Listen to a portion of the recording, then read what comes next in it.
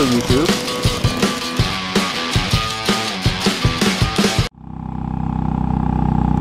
Well, good morning, YouTube. Arizona RE here. Out very early on a Saturday morning, middle of summer, Tucson, Arizona. So if you guys saw my last video, you know it gets pretty hot around here. Well, the monsoon season has begun in earnest. So we've cooled off quite a bit. It's like 76 degrees outside right now, which is almost unheard of in the middle of summer. But the reason is that that heat generated so much energy in the monsoon season that it has rained like crazy for the last 3 days in the afternoons. I mean, just eating it up. And it's cooled everything off. The trade-off to that, though, is that the humidity is real high. So it's like 90% humidity out right now. In fact, even as warm as it is, talking with my visor closed is kind of fogging up my glasses. But anyway, I'm out here today. I decided to take the Enfield out for a ride. It's just a couple days now till I leave for Yellowstone, which is really what I wanted to talk about. I hadn't really have any planned topics. This is more of a, I don't know, an anticipation, anxiety vlog, I guess you might call it. I am having a little bit of anxiety, no doubt.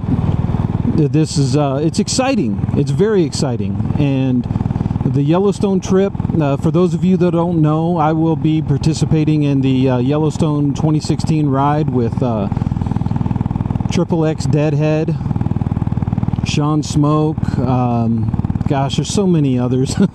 those are probably the biggest vloggers in the group, I think. I'm sorry if I'm leaving someone out there. But they've done, you know, they're really cool guys, really cool personalities, and everybody wants to meet up with them and spend some time with them. But more than that, I really want to get out and do this adventure. And I'll be riding the 1,200 miles to get there and the 1,200 miles to get back, plus whatever mileage we lay down in between.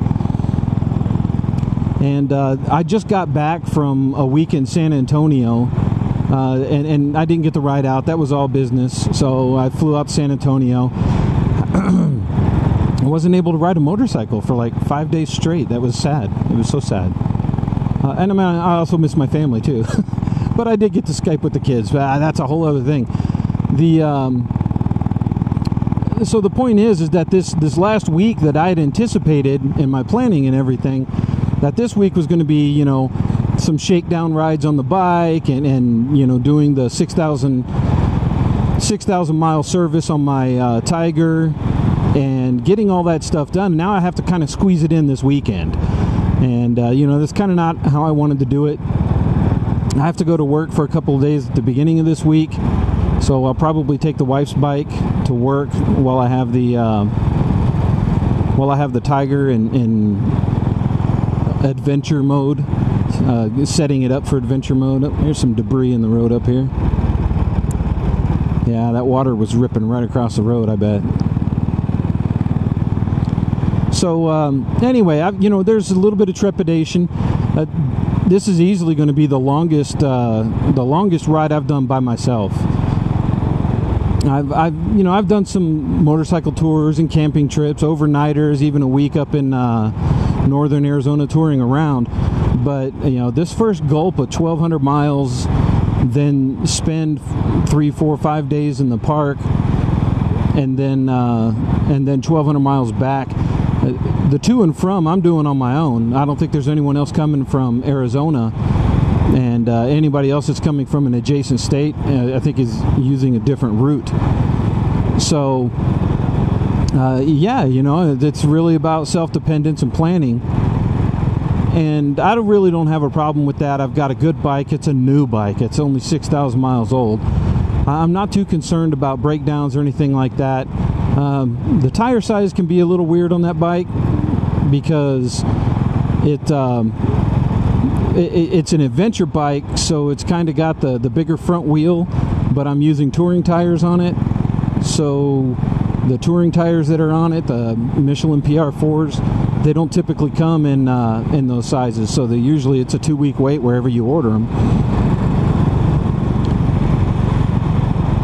So, you know, there's that odd thing. If I end up getting a flat or have to buy a tire on the road, you know, I may be stuck. I may not be able to move after that.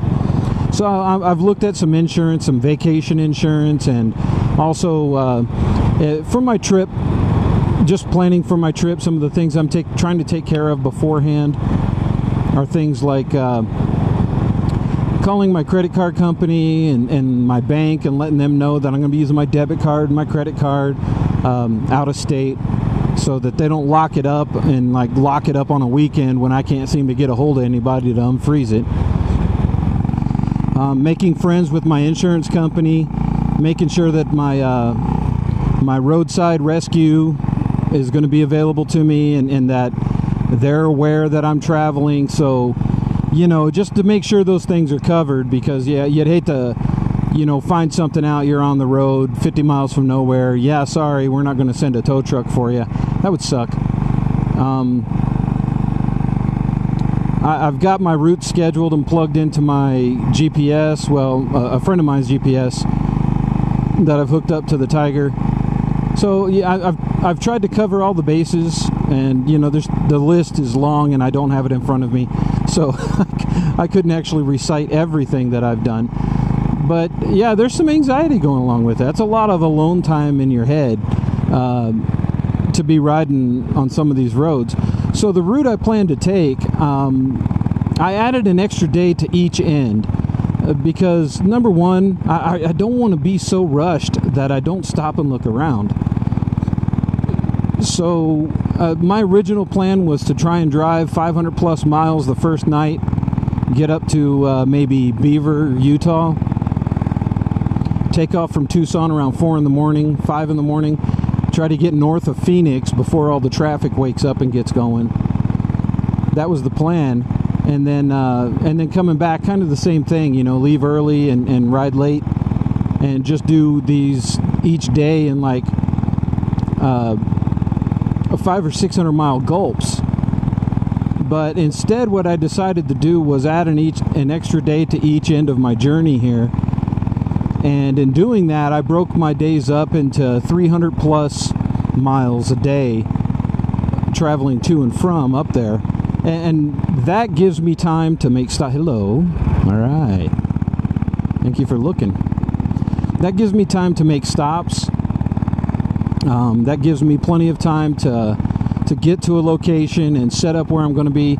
Another cool thing is I scored a cabin up at the KOA, so I won't be taking my tent this time, I don't think, because along the way I think I'll just end up flopping in whatever roadside hotels and sort of camp out in there, because if it's a crummy hotel, I'll end up, let's see here, if it's a crummy hotel, I'll end up sleeping on top of the bed in my sleeping bag anyway.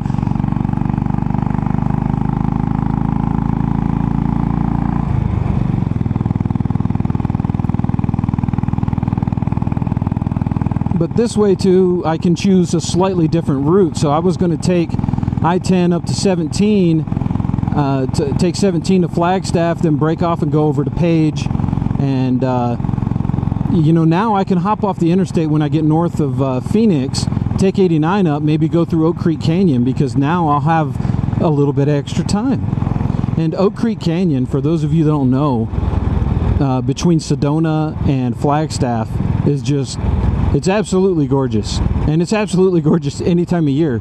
I've been there in the winter, and it's just as beautiful as it is during the summer. So that would be just bonus footage, right? You know, for the vlog and everything else.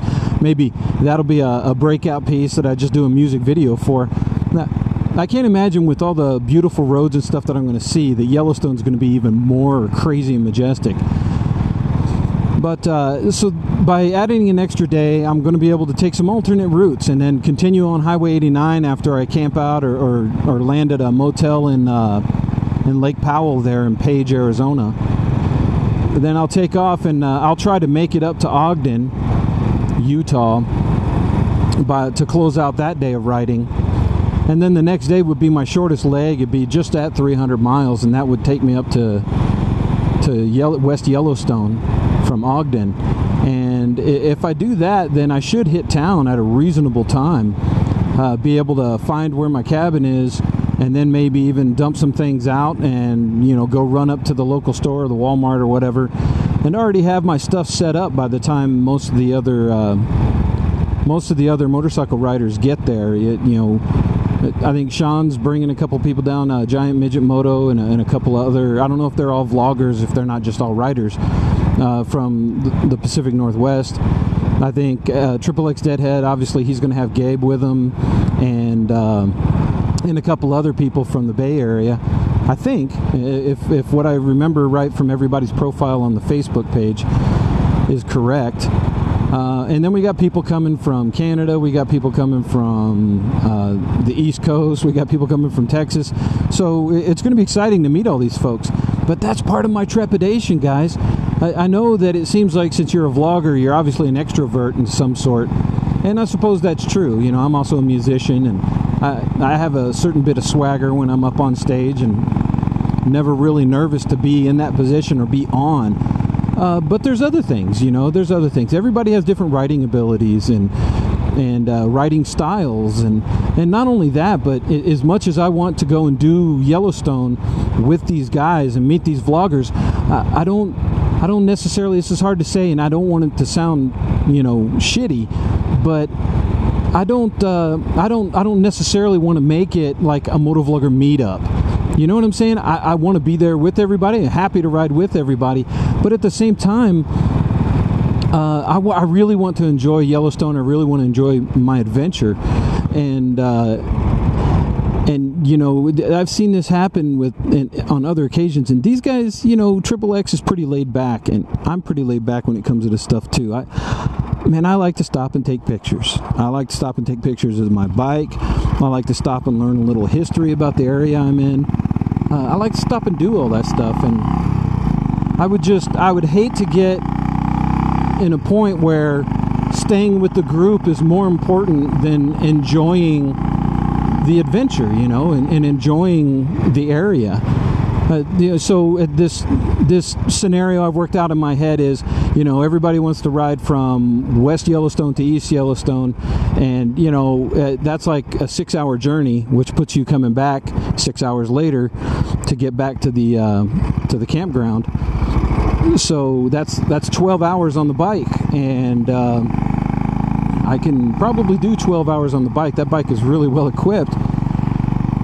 But that's just riding time, because riding time through the park, you know, can turn 100 miles into a 4-hour journey because of traffic and the fact that the roads aren't rated for really high speeds. I think, I'm not certain on this, but I think the highest speed in the park is like 45 miles an hour. So even if you had it wide open in front of you and you were going to speed a bit, you probably wouldn't want to push it past 55, right? So some of my concerns is that we'll get so wrapped around, and I have a tendency to do this too. I'm not saying that anybody else has an issue here, and I'm starting to sound like a whiny bitch about it, but I'm not really. This vlog is an anxiety vlog. This is me getting out some of my anxieties about the upcoming trip. And I'd really hate to just get caught up in keeping everyone in a group and doing the group thing to the point that either myself or anyone else just isn't enjoying some of the other things that they wanted to enjoy.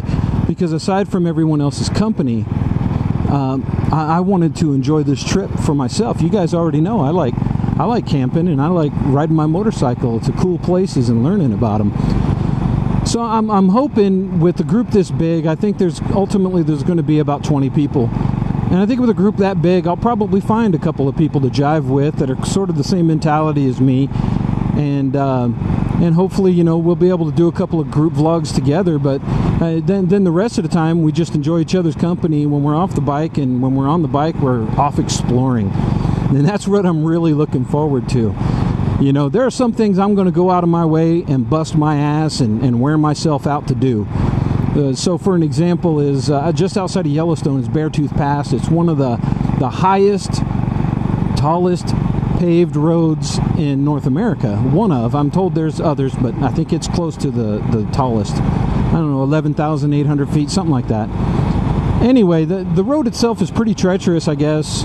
Lots of loops and turns on it. You guys look it up on the internet, you'll see what I'm talking about. And when you look at the map of it, you have to zoom in tight before the road stops overlapping itself. Not quite Stelvio Pass, but you know, probably the closest thing we've got in North America. And at any rate, you know, I'm going to bust my ass to go do that ride. All right, you know, I'm definitely going to ride from the KOA at West Yellowstone all the way over to Red Lodge, Montana. Definitely want to do that. Want to ride that road because that's a once-in-a-lifetime road on a motorcycle. It really is. I don't know when I'll ever be up there again to ride it, and I want to take advantage of it. So that's one of those things. Yeah, okay, happy to blow through the park in order to get to that. So that's one of those things that, yep, indeed, I'm willing to do. I'm definitely willing to do.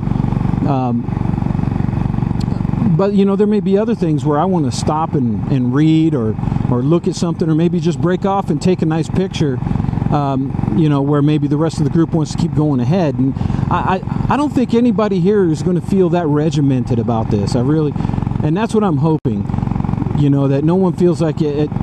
I'd hate because Triple X Deadhead really organized all of this, and I'd hate for him to feel like he's got to manage everybody on this ride, and that's not what I'm looking for. I'm not looking to be managed, and I wouldn't want anyone to hold any expectations of, you know, anything like that. We're all going to look out for each other because that's what you do, especially on motorcycles, right? We all look out for each other.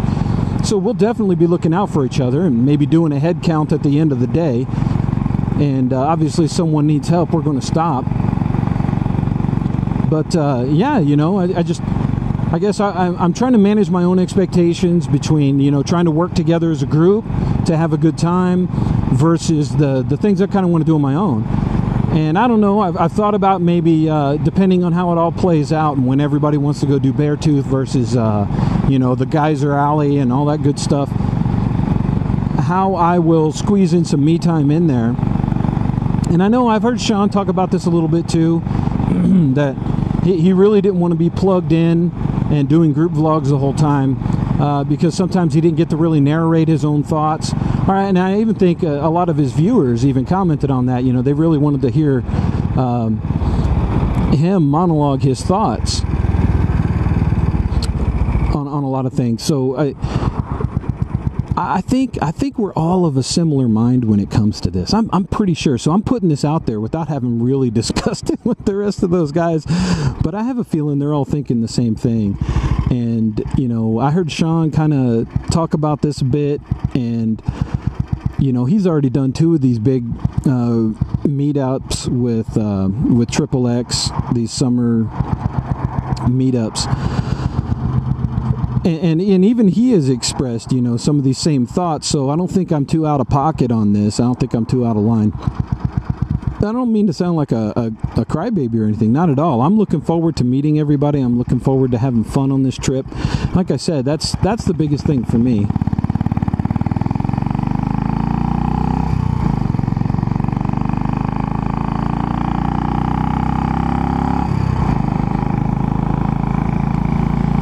So them's my anxieties. My other anxiety is coming back down to Arizona. The weather up there is going to be fantastic, man. It's still getting down to freezing at night. In the middle of July, I've looked ahead already to the next week.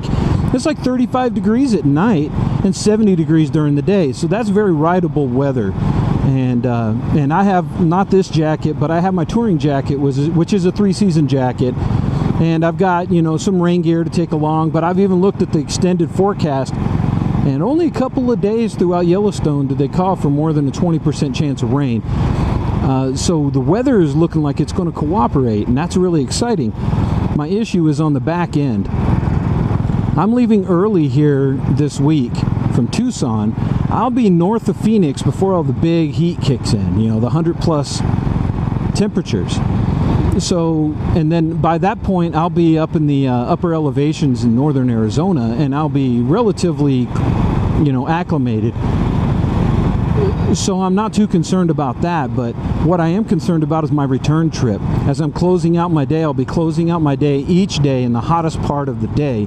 And as I get further south from Montana, Idaho, and Utah, all the way down into Arizona, it's going to get hotter and hotter as I go.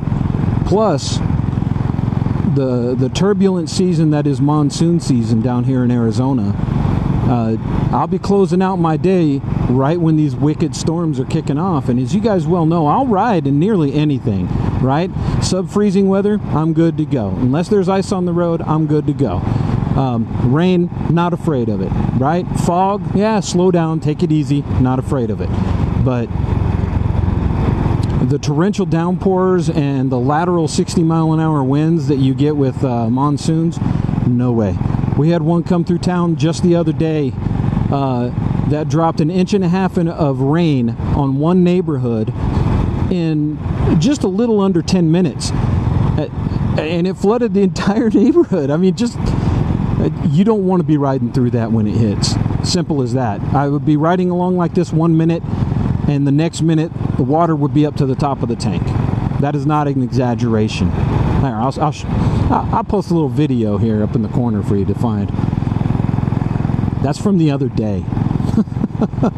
So that's one of my other concerns. So the return trip, I really have to pace myself and pay attention to what my body is telling me. And of course, at that point, it's going to have been you know, nearly 7 days straight riding the bike for multiple hours. I'm talking, you know, pretty much all day on the bike for 6-7 days in a row. And at that point, we'll probably have well over 3,000, 4,000 miles that I put on the bike, depending on how much we ride when we're at the park. So, you know, I'll really be hitting the edge of my threshold there. At the same time, I'm approaching the heat. So I've got a little bit of trepidation there. The big news is I'm aware of it. I'm aware of the living in the desert. I'm aware of what the environment here poses for me in the way of threats and danger for my person. So I've got that in my head. I've worked that out. And I've only got a few more things to do. That 6,000 mile service to my bike. And then I'm going to start packing it. So I hope you guys look forward to it. I'm going to stage a couple of videos to put up while I'm gone, just to sort of keep the channel active. You guys feel free to comment. The internet sucks up there. You know, they don't have 4G near Yellowstone. Even in the campground, they have a very modest Wi-Fi. They said it's uber slow. You know, they say you could check email and that's about it. So don't expect too much in the way of posting while I'm up at Yellowstone, but I will have some videos staged, and if you care to comment, I might be able to comment here and there. Anyway, thanks for putting up and listening to my anxiety-laced MotoVlog here, and I'll talk to you guys soon, and yeah.